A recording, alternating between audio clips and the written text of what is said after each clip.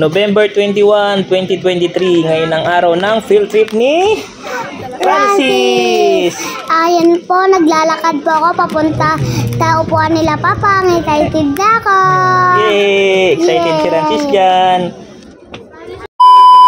At nakarating na kami sa first destination namin sa Veterans Museum Taguig. Ayun na nga, pipila na kami. At nakikita ko ay mga classmate ko, mga teacher ko. Yan, papasok na kami sa loob niyan para manood ng movie. Yan, nakapasok namin sa loob. Para manood ng ano nangyari sa mga gera. O, yung mga panahon ng World War II, di ba? Opo. Tapos naghahanap na kami ni Francis ng mauupuan. Oo nga. Kaya ayun na nga, manunod na kami ng movie at sunod yan, magbabayang mayilo na kami. Yay! Excited ka na ba, Rans? Opo. Yan, upo na tayo, Rans.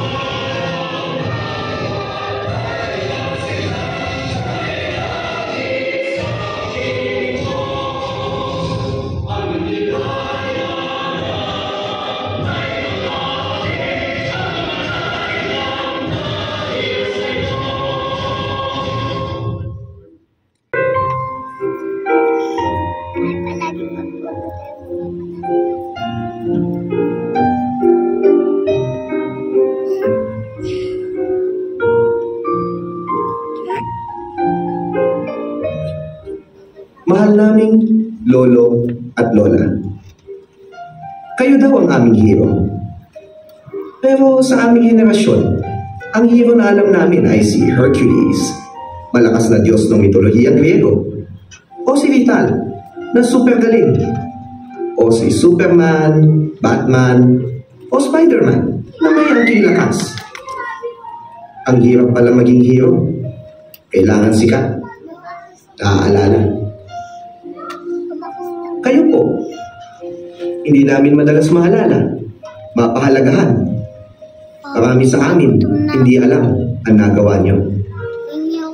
Pero kailangan naming matutunan na ang bayani pala, bago dumating ang mga konkistador, ay ang mga mandirigma, ang ordinaryong timawa, ang hangaway, ang mga ngayaw, ang bagani, kasama sa bayan at nagsisilbi sa bayan nang walang hinihinging kapalit. Walang pakialam kung sisikat, basta't ipinaglalaban ang mga bagay na pinakamahalaga sa Pinoy. Buhay, ginhawa, at dangal. Mas okay pala ang konseptong Pinoy, sapagkat tulad ko ngayon, nung tumawag si Inang Bayan sa inyo noong 1941, kayo noon ay isang anak, isang ama, isang ina, isang estudyante, isang manggagawa, isang magsasaka. Napasabak sa lupit ng digmaan at mula boys and girls ay napaagang maturity patungo sa pagiging ganap na lalaki sa bahay. Napatunayan yun na hindi man kayo mga Superman, pwede maging bayan. Pero may mga nagsabi, talunan raw kayong mga bayaning Pilipino. Ang nagligtas daw sa Pilipinas mula sa mga Hapones ay si MacArthur at ang mga Kano. Ngunit kung malalaman na ang tunay na pangyayari, winner kayo, lolo at lola. At paakyat na kami ngayon sa second floor para tingnan yung mga estatwa, mga gawang kahoy nila. Dioramas yata tawag nila doon. Yung mga dioramas ng mga sundalo. Kaya nga. Mga sundalong Hapon, mga Kastila. Oo nga. Tapos Tapos meron silang dalang mabaril, di ba? At yun din yung ginamit sa World War II. Oo, mga sandata nila, mga itak, mga rifle, mga machine gun. Yun yung mga ginamit nila nung panahong World War II, di ba, Rans? Tsaka tangke, tsaka parang pistol. Kasi yun din na yun yung nangyari sa mga sundalo. Kasi yun yung panahon na gera, Rans. Yun din yung panahon ng gera ng sundalo. Ayun yung bomba nila. Yung bomba. Ayan yung tangke, Rans, oh. Ayan. Yan. Ayan yung napanood mo kanina. Ay, girat-rat nila. Oo, yung mga tangke nila. Ay, may marat-rat. Tsaka shotgun. Ayan yung mga mga ginamit nila, Rans, mga basuka. Ang duduga. Tatayo naman sila, oh.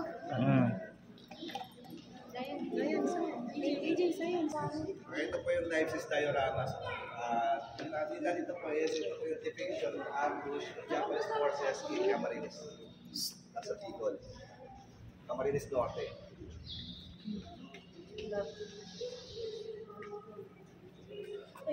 Diyan ka na, una. Diyan ka na. Hindi po pwede yung pagmura ng trap yan. Pwede yung pagmura. Yan na. Ano yan? Mga baril yan. Ay, mga sundalo, Rans. Ayan, dun na tayo. Okay? So, bawat lugar po kasi sa Pilipinas, meron tayong mga bayani na lumalaban talaga. Even civilian, even yung mga indigenous people like Itugaw, na even yung mga, ano po natin, yung mga natives natin, lumalaban po sila sa digmaan ng World War II.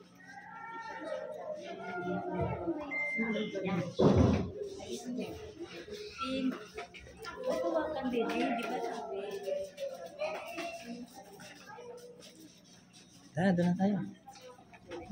Yan, Rans, oh. Mga sundalo yan.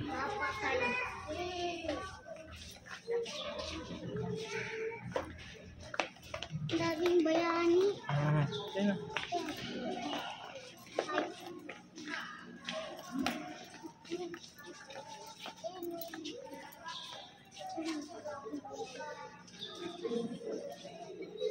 Okay, ito po yung sa Bataan, 87,000 or 87,000 Philippines and American soldiers po ang sumayan niya. At sila po yung nag-death march. 150 kilometer ordeal all the way from Bataan. Okay? So yung pinakalit na kanina. Okay? Yun po yung marami nag-suffer hanggang sa Camp O'Donnell sa Kapastat lang. Nilakad po nila 130 kilometers. Yung kanila po nilakad. Without food, without drinks, kahit po yung mga tubig kanal, iniinom nila para makasurvive. Yan po yung nangyari sa Death March. Tapos naubusan po sila ng pagkain sa bundok, doon po yung sa Samat, inaakit po namin yun. Wala silang choice kundi kainin yung kanilang mga kabayo at yung mga alagang hayop hanggang sa wala na po talaga silang makain. Ayan yung kalabaw, Rans, oh.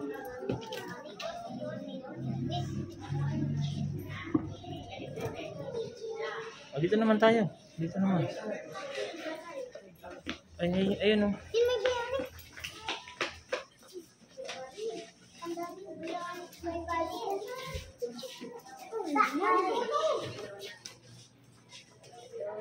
So President Quezon, wala siya magawa, he has to escape.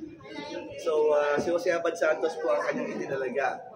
The next in line para mga daga po sa bansang Pilipinas. Unfortunately, si Jose Abad Santos was captured in Visayas in Cebu.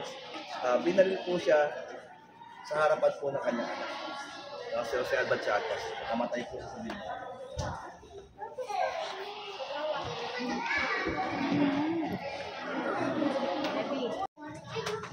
So these are the rifles, at ayan po yung submachine gun, ito po yung mga assault, ito po yung sa Cotabato. Ginagawa mo! Ng tangke, yung alam po totoo po ito eh. Ito, sir, tunay din to. Apo, Yan yung ginamit nila or ano lang? Ano po ito, collection lang. Collection lang. Hindi po natin, pero for sure nagamit yan ng World War II. Ito. Hindi lang natin alam kung sino gumamit. Collection ko yan. Collection. Oo. Wag, lagot ka.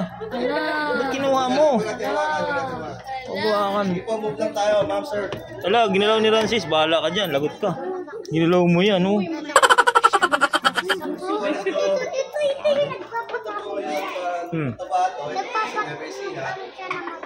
Oh my God. Sunog na naman. Ito naman yung may Ito yung mga bus ng ating mga bayan.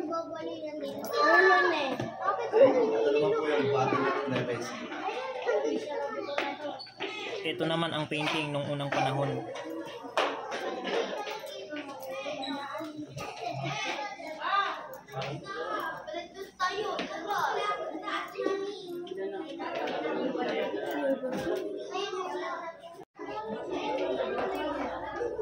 Ano nangyari dito? Franz, dito na. Yan yung mga totoong baril yan. Yan daw yung ginamit nila dati. Yung napanood mo sa video. Call of Duty yan eh. Nata-Call of Duty. Uy, ito. May kutkil nyo dito na patusok. Tusok yan. Gagano. Bakit tinusok yan na? Yan yung ginamit nung sa mista. Hindi, joke lang. Uy. Kulit mo talaga. Dito ka, Ting. Huwag ka pumasok dyan, Ting. Ito, ano to?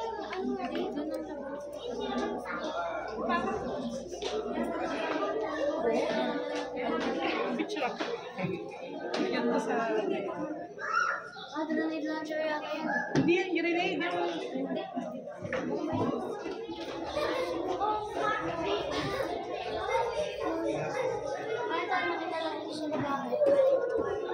Franz, dito ka lang. Nasa loob ka na. Tara rito. Kulit talaga ng batang ko. Ay no. Yan. Yan yung napanood natin doon kanina sa sa movie kanina. Yan. Ang galing ah. Sige, magsalita ka lang. Para may pang-vlog tayo. Padali. Ikwento mo yung history. Ikwento mo dali. Ano nangyari dyan?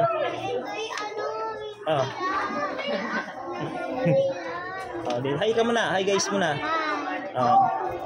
Dali, diretso na dun.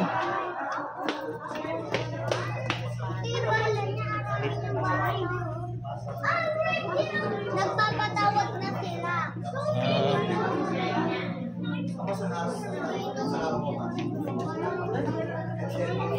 Ganito pala itsura ng helmet nila, no? Nung nakikipagdigmaan sila nung panahong World War II.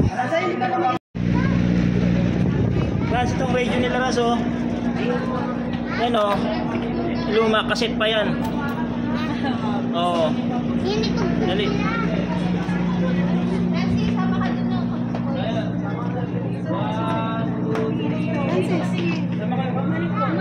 Dali. Smile. Itong mga sundalo na to, no? Isa siguro dyan si MacArthur. Palagay ko yung nasa unahan. Yung nagsabi ng I shall return. Natatandaan mo pa ba yun, Rans? Opo, napanood natin sa movies.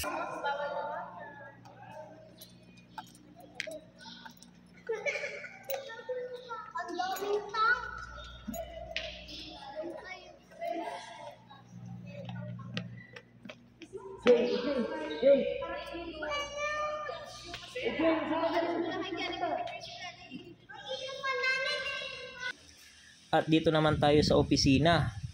Opisina ata to ni Emmanuel D. Ocampo. Yan, ang daming mga pictures, Rans, di ba? Oo nga, ang daming mga pictures. Siguro ano yan, galing ka mayayaman. Siguro, siyempre, mayaman siya dati. Kaya nga, siguro dati siyang ito regard. Ay, nakalagay dyan, Rans, oh. Emmanuel D. Ocampo. Kaya nga. Yan yung opisina niya. Siguro ayun yung nila, yan yung nagbabasa sila. Papunta na tayo ngayon sa second destination natin, sa Intramuros, Rans. Intramuros? Oo, palabas na tayo. Tara, let's go! Let's go! At nakarating na kami sa second destination namin sa Manila Intramuros. Po yung kinuha nilang panggamot para po maging vaccine ng smallpox. Okay? So ang tinawag po doon, by the way, security report po ay Saan ba lang yan?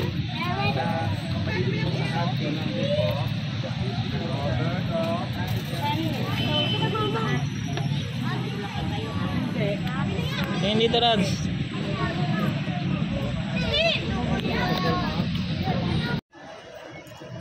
Pero muna kay... Pero muna. Yan. Ayos ah. Nandito kami ngayon sa tapat ng San Agustin Church, ang pinakamatandang simbahan dito sa Intramuros. Hindi na kami pinayagang pumasok sa loob, kaya nag-picture-picture na lang kami sa labas. Group pictures kasama ang mga classmate ni Rancis. Di ba, Rans? Opo, kasama din mga teacher. Tapos bago kami pumunta sa third destination natin, sa Aguinaldo Shrine, kumain muna kami sa labas, di ba, Rans? Ano ba kinain natin? Ice cream tsaka Jollibee. Yan. So tara na, sakay na tayo sa bus. At nandito na kami ngayon sa third destination namin, sa Aguinaldo Shrine. Opo. Nandito kami ngayon sa labas ng bahay ni Emilio Aguinaldo. Opo. Siya ang unang presidente ng ating Pilipinas, Rans. Opo. Siya din ang nagpapatay sa dalawang magkapatid na Bonifacio. Opo. Kabilang si Andres Bonifacio. Opo. Si Andres Bonifacio ang nagtatag ng KKK. Opo. Ang meaning, Rans, is kataas-taasan, kagalang-galangang katipunan ng mga anak ng bayani. Opo. Pangalawang pinapatay niya ay si General Antonio Luna. Opo. Pangatlo, si Feliciano Hoxon. Opo. Siya ang nagdisenyo ng watawat ng Pilipinas. Opo. Tatandaan mo yun, Rans, ha? Opo.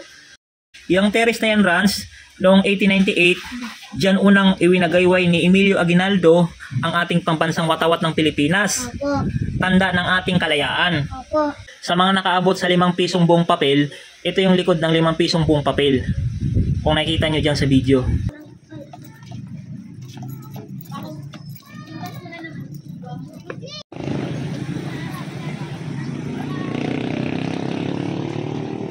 Uy!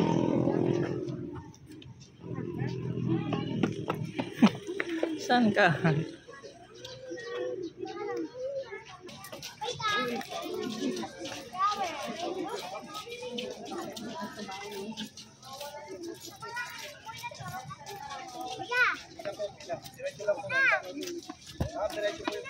Ay, diretso pila. ng bata sa right side. Mga kaunting paalaala lang po muna tayo. Ano po? So, dun ho sa mga may dalang cellphone, camera, pwede po tayong mag-take ng picture. Pakipatay lamang po yung pinaka-flash po natin.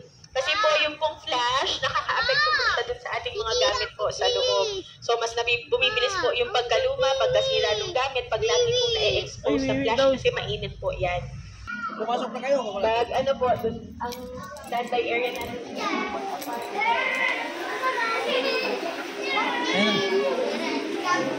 Dito, Rans, oh, yan oh. Tungkod. Ano, Bara di Mando? Tayo na muna. Para demando. Sa kabila naman, antin mo ako dito. Ayan. Oh, ayun, tino yung mga books dito. Mga, tino mo. Ayun oh. Diba? Huwag hawakan. Oh.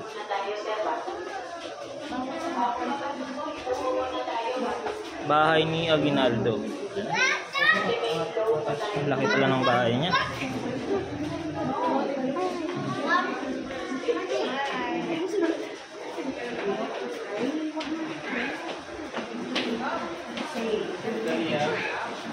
Rans!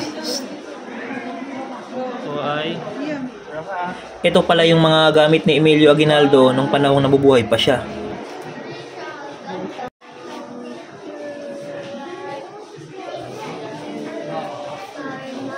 O ayun, Rans, oh.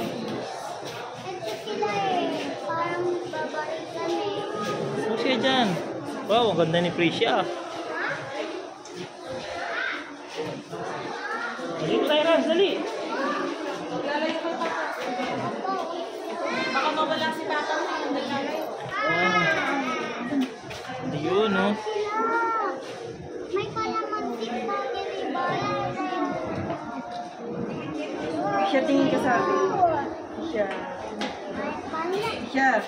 Tingin. 1, 2, 3. So pagkatapos po natin dito sa museum, so yung mga paintings po sa loob ay gawa po ng Ano yan? artists natin. Espada ni? At gumamit po sila ng Ano yan? Hayabusa. Ano Hayabusa sinasabi mo? paintings tapatan po ng black light. Agiri sword pala to, Rans. Ano? Agiri sword. Iwasan po natin na masabi po, lalo na po nung ating mga bag, yung mga bata po, baka mahawakan ng painting. So, paki-assist lang po ang ating mga kids.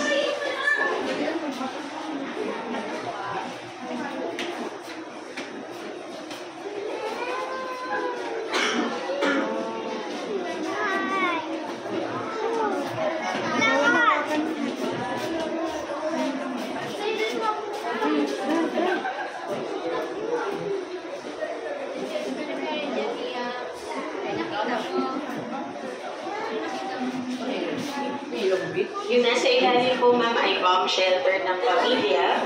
Dati po yan, sir, na balon ng tubig ng family. Then, kinonvert po nila sa bomb shelter noong panahon po ng gera. So, pag sinilid niyo po yung loob niya, yung kisame niya po ay may butas. Kasi ang entrance po natin pababa, nasa ilalim po ng family dining table sa second floor. Then, yung pong butas naman po dun sa dulo, no, dun sa may wall, na may hollow blocks na po, yun po yung entrance naman na sinasabi nilang tunnel, papuntang simbahan ng Kawin. Kaya lang po, hindi natin po kasi siya napatunayan kasi nga po ay bagsak na po ang lupa niya sa loob. So, hanggang ngayon po ay may tuturing pa rin po natin siya na legend. Bomb shelter, no? So, makapal, shelter. makapal yung semento niyan. Ito na po yan, dito niyo yung putos, sir. So, yan na po yung binutas. Yan yung pinakakapal niya? Kasi ito po, sarado Grabe, po yan dati. So, binutas lang po natin para makita ho ng tao yung loob. Kapal pala ng semento. Sabi ko sa inyo, kids, bantayan ang parents. Kapipicture yan, kapipicture. Malilimutan kayo yan, bantayan yung magulang nyo talaga. Ma'am, ito, legit to na ano talaga? Ano to? Original po yan, sir. Wali talaga niya ginaldo yan? Opo, sir. Personal na gamit niya po yan, sir. Lahat po nang nakikita niyo po dito, original na gamit po ni General Emilio. Oh? Except po yung ating mga anting-anting kasi ito po ay donation na po sa atin ng mga ibang kapitenyo, no? Grabe, ang tagal na pala nito. The rest po ay original na personal belongings po ni Emilio Aguinaldo. Ilang years na to, ma'am? Ay, may matagal na din po, sir. Eh, si General po, kung nabubuhay ngayon, 154 years old na. Kung yan po yung 1920s, 80, nasa 100 years na rin. Kung 1935, eh, ganun din, halos 100 years old. Pati ito, ma'am. Yes, sir. Personal na gamit niya po yan. Uy, grabe, no? Yung original po natin ng flag, sir, mas malaki dyan. Yan po yung pinaniniwalaan na nasa Baguio City, sir. Mahal na siguro to, no? Kung ibenta mo kay Boss Toyo. Boss Toyo. Boss Toyo. Oh, tingnan mo, magkano to? Tingin mo. Benta natin kay Boss Toyo to. Benta natin Boss Toyo. Yan, puntahan dito. Sa palagay mo, magkano to? Oh. Sige, ganyan.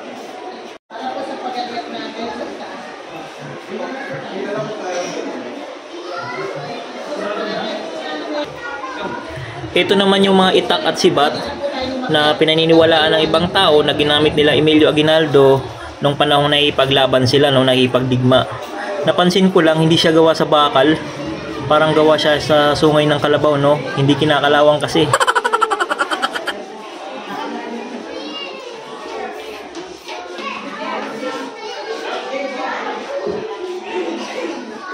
Ay, wow, dito maganda. Yun, oh. Mga painting, oh.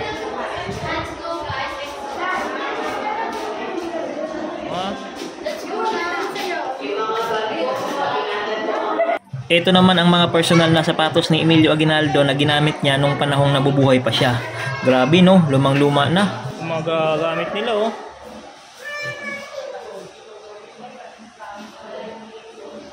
Balit ng pala pa ni Emilio. Oo, grabe, no? Ay, yung tumbler niya, oh. Boss Toyo, kung naririnig mo ako, magkano yan? Presyohan mo na to. Magkano kaya to, no? Pinoy Pawn Shop, no? Uy, may alarm din siya. Oo, yung mga panahon talaga ni Aguinaldo to. Ito yung ano, hindi ko alam to, pantakip ng kanin. Ito pala yung mga tabako ni Aguinaldo. Ito yung mga tungkod naman. Yan o. Legit yan.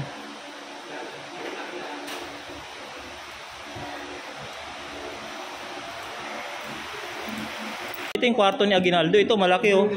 Panganay yan. Sa panganay? Carmen Maria. Ah, ito. Ito po. Ito po siya. Paglipat sa kabila, yung kwarto niya. Ah.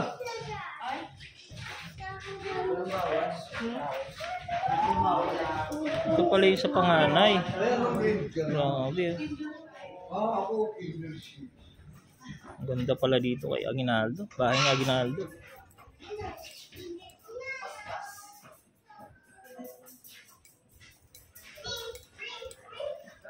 Tay, nasa na yung mga mag-anak ni Aguinaldo kung ito yung bahay ni Aguinaldo po? Dito, mayor dito. Ah, Mayor. Yung mga iba sa amin. Okay po, thank you.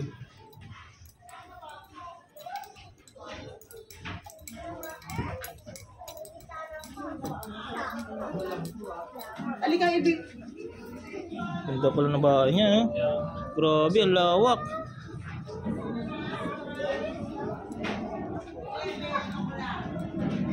Ganda na. Yun, no?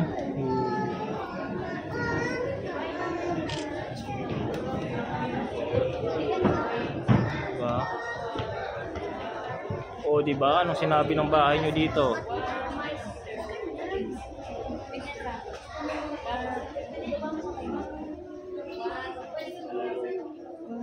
Itong nakikita nyo, sala pa lang nila yan.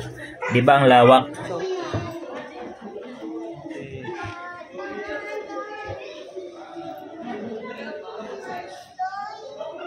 Ang lawak ng bahay niya, no?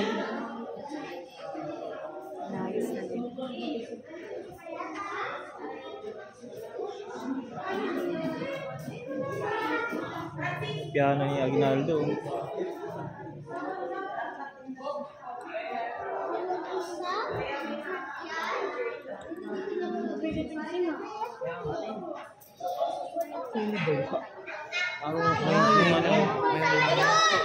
Yung kisame, no, nilagyan ng parang mapa ng Pilipinas. Hey. Mag-picture muna kayo ni nanay. Mag-picture muna kayo ni nanay dito. Ayun niya si Zion.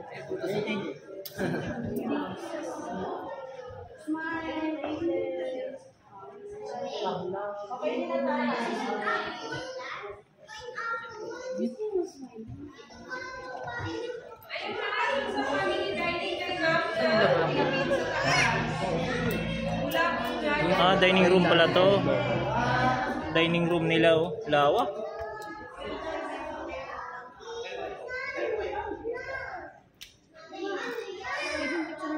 Dining room, oh. Dito tayo sa kabila naman. Ano po sabi ni Bella?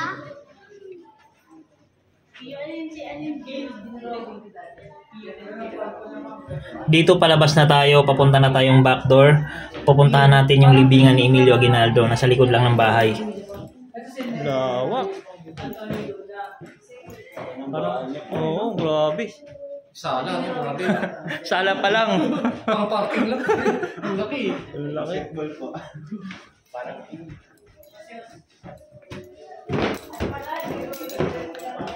Ano?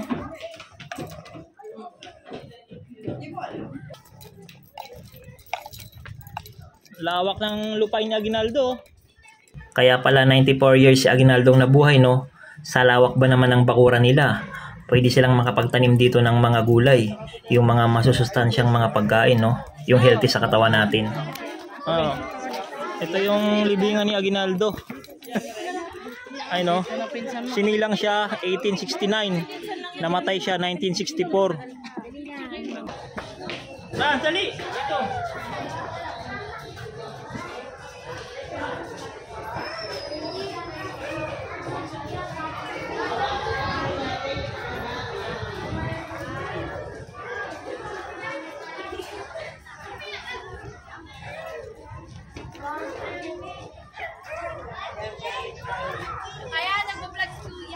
Shoutout naman.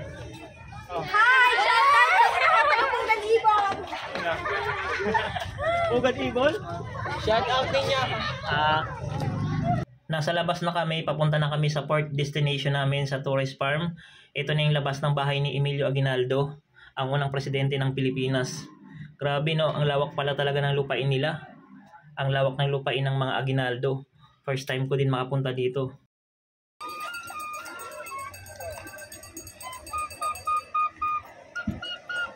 Pasakay na kami ngayon sa bus para sa port destination namin. Nandito na kami ngayon sa tourist farm. Dito talaga sobrang magi-enjoy ang mga kids. Hindi po daw ito corner.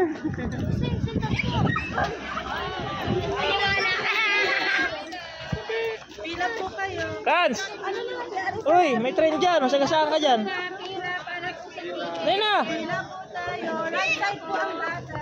Lipot-lipot muna para maano. Para ano? Pila nga eh. Kaya nga, pipila na ako. Anak.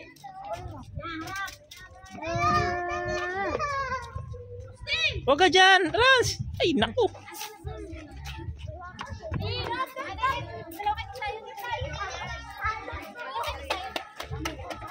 Nandiyan ba ako ba eh? Uy! Uy! Halika na!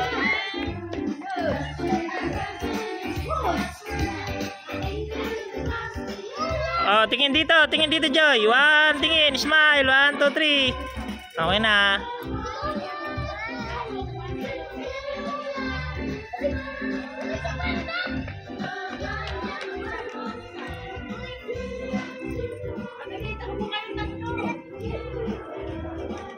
Madali po. 1.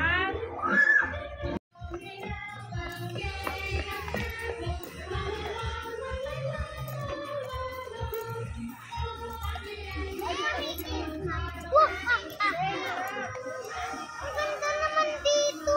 Hindi ano ni... Uy!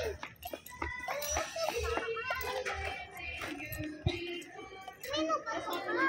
Ayun! Aming bahay. Ang aming Ah, ang pag-ibig. galingan mo pag ano, pangaruling. Mamas ko pa. Para bigyan ka ng ano, Aguinaldo. Dun sa bahay na yun, Rans, oh. Yan, oh, mayayaman yan. Ayan!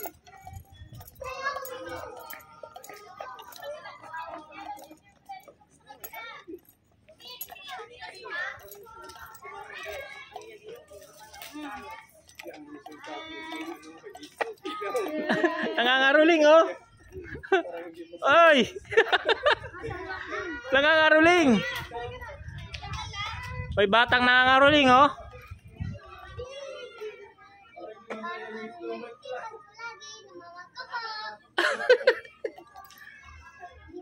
Ganda, Rans, oh. Oh, di ba? Mamas ko pa. Walang tao. Thank you. Thank you. Ang babarat ninyo. Thank you. Nangangaruling. Lagot ka dyan.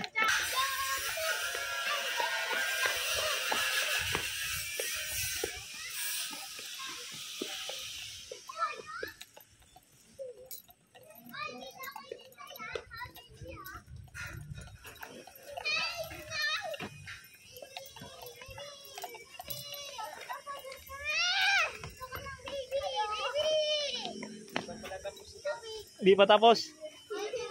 Totoong bahay kaya to, ayun, oh. Totoong bahay siguro yan. Ayan, oh. Ah.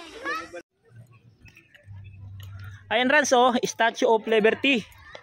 Yan, oh, yung ano na yan, nakatayo na yan. Yan, oh. Para kayong nasa New York yan. Ah, di ba? Ayan, parang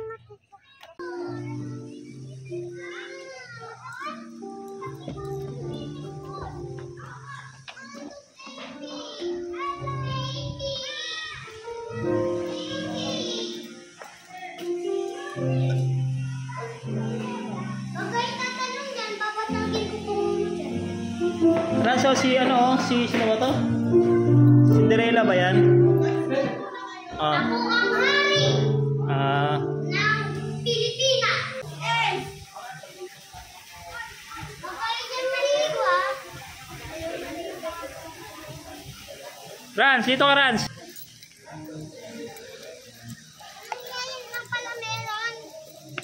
Doon, baba.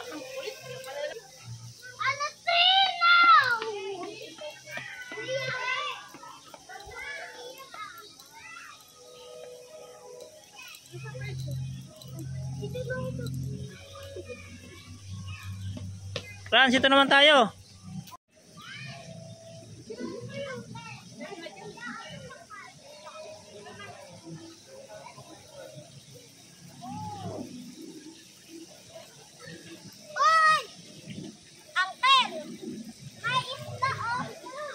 At ito naman ang Pato Village. Ay, niilog na yun. Diyan umiinom ang mga pato ko nga rin na nauuhaw sila. Oo, hindi ko alam kung pato ba yan o itik. Palagay mo, Rans. Pato yata yun, oh, hindi kaya itik. Yan yung bahay nila, yan yung nakikita mo na yan, Rans. Oo nga. Diyan sila natutulog. Lapit ka dun sa Pato, Rans. Lumapit ako dun, lumalayo sila eh. At naglibot-libot kami ni Rances dito. Tinitingnan namin kung ano pa yung ibang mga view dito sa Torres Farm. Palagay mo, Rans. Ito Torres Farm, parang may palaruan sila eh. Oo nga, ayun yung airplane, Rans. Oh, di ba ang laki? Oo nga, ang laki, parang lilipad na. Gusto mo ba sumakay doon? Wag na, baka baka lumipad tayo talangit. Ayun yung basketball court, Rans. Mamaya maglalaro tayo dyan ng basketball. O sige. Titingnan natin kung sino ang pinakamagaling sa atin dalawa.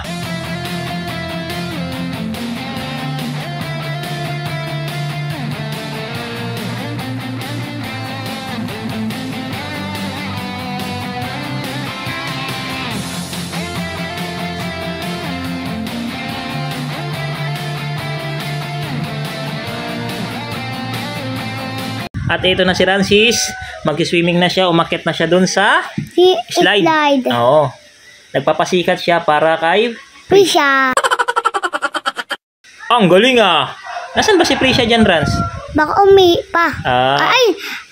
Ay, nasa gilid siya, Rans, oh. Nagpapasikat ka lang eh, kasi nandyan si Prisha eh. Hindi kaya. Ayun oh. Ayun si Rances, oh. Oh, ang galing ah.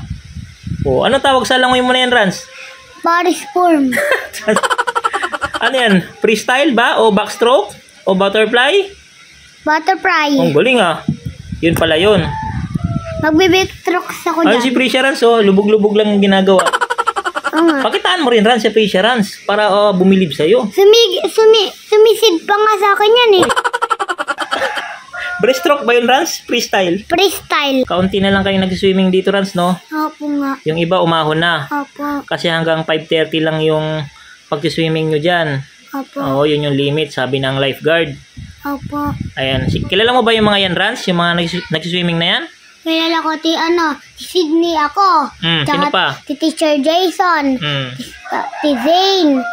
Tsaka si Jaden. Sino pa? At tsaka si Lars. Tsaka si Joy. Tsaka hindi mawawala si Zion. Oo. Si Ace. Tsaka Tati Chloe. Prisha, hindi mo binanggit. Si Prisha. Ito na yung huling destination na pinuntahan natin, Rans, yung swimming pool na pangbata. Opo nga. Pagkatapos nito, pauwi na rin tayo hanggang 5:30 lang, di ba? Opo. Nag-enjoy ka ba, Rans, sa mga pinuntahan natin sa field trip mo? Opo. Magpaalam ka na sa mga viewers mo. Sabi mo hanggang dito na lang ang aking short video. Hanggang dito na ang short video. Time out!